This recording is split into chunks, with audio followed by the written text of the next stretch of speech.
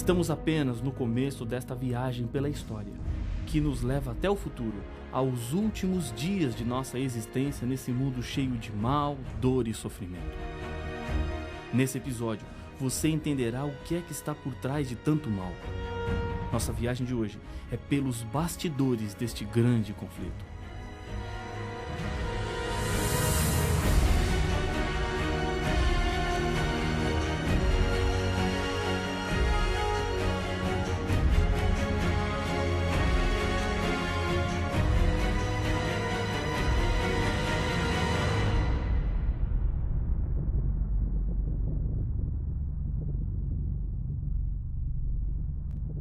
É impossível negar a existência de um conflito entre as forças do bem e do mal. O nosso mundo está cada vez mais perigoso e a sua natureza cada vez mais instável. Por um lado, percebemos em nosso mundo as pegadas que Deus deixou. A beleza da criação é vista em cada botão que desabrocha, sobre as hastes que brotam nas árvores, os pássaros que enchem de música o ar, as flores que perfumam e encantam com suas cores, o mar, o céu, a vida humana, o sorriso de uma criança. Tudo isso demonstra o cuidado que Deus teve em formar este mundo. Por outro lado, temos injustiças, dor, crimes, tragédias, famílias destruídas, as drogas, evidências do mal, plantados neste mundo pelo maior inimigo de Deus, Satanás. Embora não seja tão simples de aceitar, estamos inseridos no meio deste conflito que atinge todo o universo. Os seres humanos foram criados com o desejo de adorar a Deus. Por causa do mal, o ser humano perdeu esse desejo e é bombardeado com tentações que têm como objetivo mudar o seu interesse em Deus, nos desviando dos caminhos dele e assim nos levando a servir a Satanás. Infelizmente, muitas pessoas estão oferecendo louvores a Satanás sem ao menos saberem ou perceberem. Jesus é o personagem central e o grande herói que vem para salvar a todos. Satanás é mencionado 55 vezes em todo o livro do Apocalipse, com títulos diferentes. Em Apocalipse 12, 9, ele recebe 5 títulos diferentes. E foi expulso o grande dragão, a antiga serpente, que se chama Diabo e Satanás, o sedutor de todo o mundo. Sim, foi atirado para a terra e com ele os seus anjos. Nos seus títulos estão indicadas as características de sua obra diante dos seres humanos. Algum tempo atrás, havia uma terrível quadrilha de ladrões que deixavam em pânico as pessoas da cidade. Os habitantes do lugar tomaram algumas precauções especiais, o que dificultava os planos dos delinquentes. Um dia, o chefe do bando bolou um plano. O bando deixou de agir e espalhou a notícia através dos comparsas de que o chefe havia sido assassinado. De início, as pessoas ficaram na expectativa. Finalmente, porém, acabaram acreditando.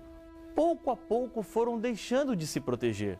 Nos finais de semana, abandonavam suas casas e assim por diante. O chefe enviou então o seu pessoal até a cidade, com a maior disposição possível, roubando as casas uma a uma, além de deixarem um rastro de insegurança e medo. Essa foi mais ou menos a estratégia de Satanás. Primeiro, espalhou algumas ideias engraçadas e até estranhas, como a sua própria imagem vermelha, com chifre, com um tridente nas mãos. Logo depois disso, surgiu a insinuação que isso era ridículo e que, portanto, o diabo não existia. É essa a causa de maior ruína e destruição. É verdade que ele não existe com essa fisionomia grotesca, mas que ele existe, existe.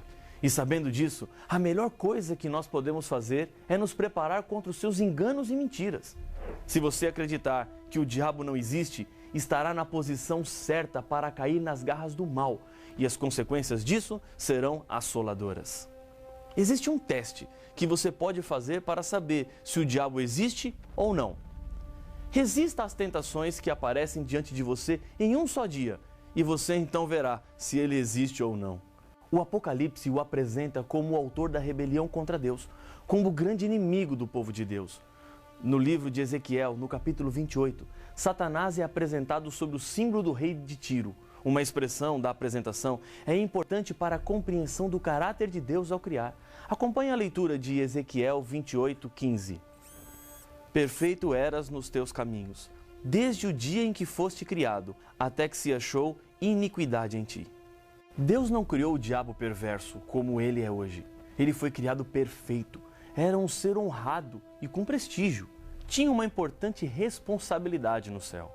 Os versos seguintes contam da tragédia que aconteceu, transformando o anjo Lúcifer em diabo, contra Deus e o seu amor. A vaidade, a ambição e o orgulho fizeram dele o pai da mentira, do erro e do pecado. Na multiplicação do teu comércio, se encheu o teu interior de violência e pecaste, diz Ezequiel capítulo 28, verso 16. Agora, uma pergunta intrigante aparece. Como em um ambiente perfeito o pecado pôde aparecer? Exatamente, por ser um ambiente perfeito é que o pecado poderia aparecer. Como assim? Quando Deus criou os anjos, Deus lhe deu liberdade de escolherem entre dois caminhos, serem ou não serem fiéis a Deus. Para que exista perfeição, deve haver liberdade. Se Deus não desse liberdade, o céu seria um lugar de robôs programados, que fariam apenas aquilo que Deus lhes mandaria fazer, pois não saberiam e nem teriam como fazer nada diferente.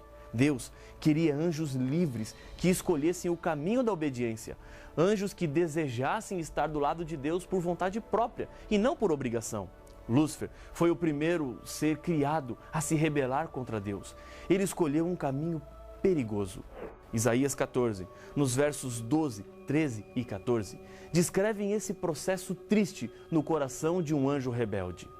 Como caíste do céu, ó estrela da manhã, filho da alva, como foste lançado por terra, tu que debilitavas as nações. Tu dizias no teu coração, eu subirei ao céu, acima das estrelas de Deus exaltarei o meu trono, e no monte da congregação me assentarei nas extremidades do norte. Subirei acima das mais altas nuvens e serei semelhante ao Altíssimo. Esse conflito que se levantou contra Deus é revelado no Apocalipse. João descreve o momento em que Lúcifer depara-se com Jesus para um primeiro acerto. Veja Apocalipse 12, versos 7 a 9. Houve peleja no céu. Miguel e os seus anjos pelejaram contra o dragão. Também pelejaram o dragão e seus anjos. Todavia, não prevaleceram, nem mais se achou no céu o lugar deles. E foi expulso o grande dragão, a antiga serpente, que se chama Diabo e Satanás, o sedutor de todo o mundo. Sim, foi atirado para a terra, e com ele os seus anjos. Depois que Lúcifer rebelou-se contra Deus, ele foi atrás de outros seguidores para a sua causa. O texto de Apocalipse apresenta que o dragão luta com os seus anjos. A mesma queda do líder do mal foi a queda que outros anjos tiveram por acreditarem naquilo que ele disse. O texto de Apocalipse 12, verso 4, informa que 1/3 dos anjos do céu seguiram Lúcifer e foram expulsos do céu também. No livro de Judas, verso 6, é-nos dito que Deus tem guardado esses anjos para o dia do juízo. Depois de sua rebelião no céu, Satanás formulou estratégias para envolver o ser humano no grande conflito.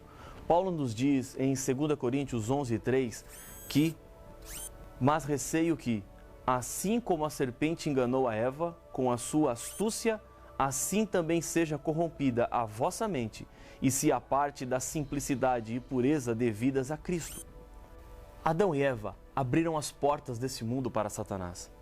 Ele se constituiu príncipe deste mundo e levou o ser humano ao cativeiro do seu poder maligno. E tudo o que o inimigo fez foi com base no engano e na sua malícia. Mas Jesus coloca ao alcance de cada ser humano armas para vencer as tentações de Satanás. Uma delas está em João 8,32, onde Jesus diz: E conhecereis a verdade, e a verdade vos libertará. Mesmo o mal sendo terrivelmente assustador, a batalha não está perdida. Através da verdade que encontramos na Bíblia, que é a palavra de Deus, recebemos forças e ajuda do céu para nos tornarmos vencedores em Cristo. Aquele que pratica o pecado procede do diabo, porque o diabo vive pecando desde o princípio. Para isso se manifestou o Filho de Deus, para destruir as obras do diabo. 1 João, capítulo 3, verso 8. Embora o mundo seja completamente devastado e marcado pelo mal, a Bíblia nos assegura que Deus não ficou indiferente a esse problema.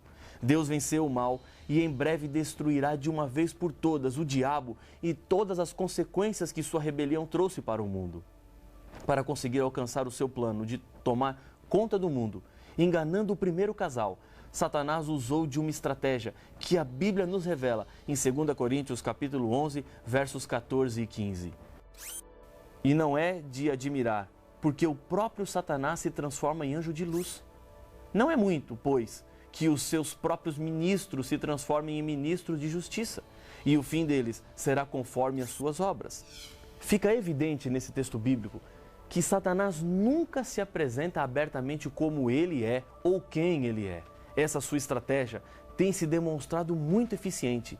Ele se cobre de piedade, faz milagres, disfarça-se atrás de um prazer bonito, uma filosofia interessante, uma pessoa cativante, num site bem construído e com propostas irrecusáveis no trabalho e na vida pessoal.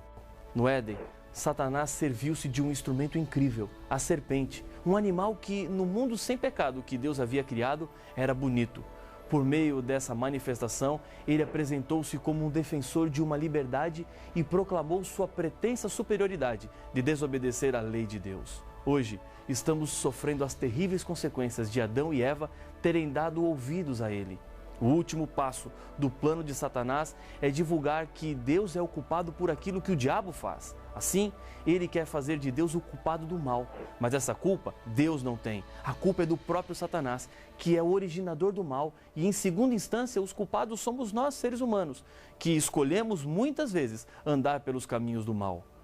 Paulo adverte, dizendo que pretensos servos de justiça se apresentam às pessoas, mas na verdade são armadilhas do inimigo de Deus. E o inimigo de Deus está sempre preocupado em preparar novas maneiras para aprisionar os filhos e filhas de Deus.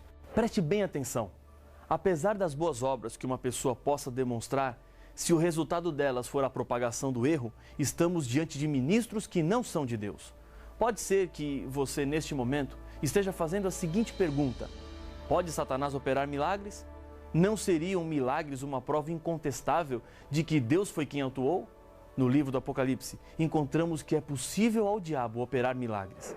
Acompanhe o que nos diz Apocalipse, capítulo 16, versos 13 e 14.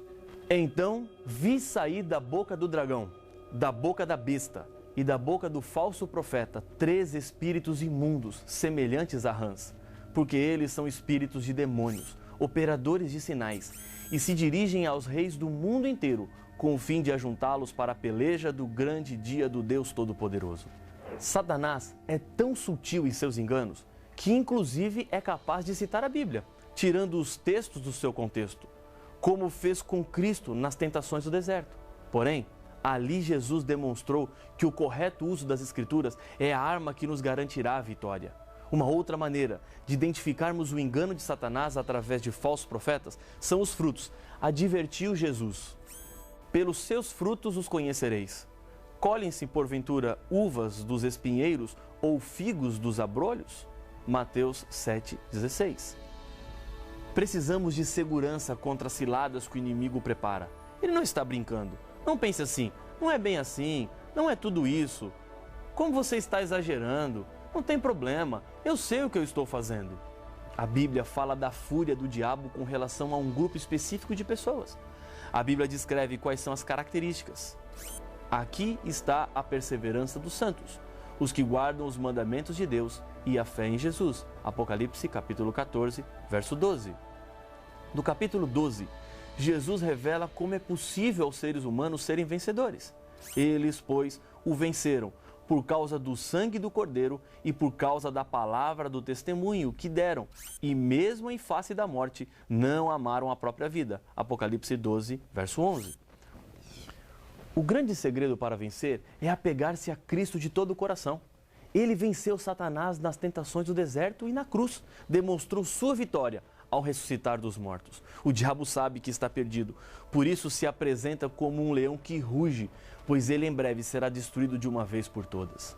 Na hora da crise, da angústia e da dor, quando tudo parece que está desmoronando e é como se o poder do mal estivesse pronto para nos destruir, é hora de buscarmos a Deus. É hora de nos colocarmos diante de Jesus e, pela fé, sentirmos a mão de Jesus estendida pronta para nos ajudar. Jesus venceu Satanás, continua vencendo e vencerá no fim dos tempos. Hebreus capítulo 4, verso 15 e 16 me diz que, porque não temos sumo sacerdote que não possa compadecer-se das nossas fraquezas, Antes, foi ele tentado em todas as coisas, à nossa semelhança, mas sem pecado. Acheguemo-nos, portanto, confiadamente junto ao trono da graça, a fim de recebermos misericórdia e acharmos graça para socorro em ocasião oportuna. Diante dos nossos olhos, Deus está traçando dois caminhos a serem seguidos: o caminho da vida ou o caminho da morte, o caminho da vitória ou o caminho da derrota, o caminho da salvação ou o caminho da perdição. Eu quero lhe dizer uma coisa, de coração a coração, olho no olho: não resista mais. Deixe Jesus entrar na sua vida. Se for essa a sua decisão, feche os seus olhos e ore comigo. Senhor Pai nosso, aqui estamos orando diante do Senhor, com a certeza de que mesmo este mundo sendo tomado e assaltado pelo mal, temos a certeza e a esperança de que o Senhor está ao nosso lado. Por isso nós colocamos a nossa vida nas Tuas mãos. Aceita a nossa decisão, em nome de Jesus. Amém.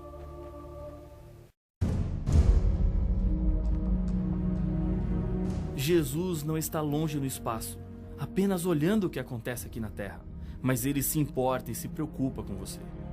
O livro da vida contém os nomes daqueles que serão salvos. Cuidado, porque Deus separará os salvos dos perdidos. Mas então, onde está Jesus? E o que está fazendo? O que é o livro da vida? Estas e outras perguntas serão respondidas no próximo episódio de Apocalipse, o fim revelado.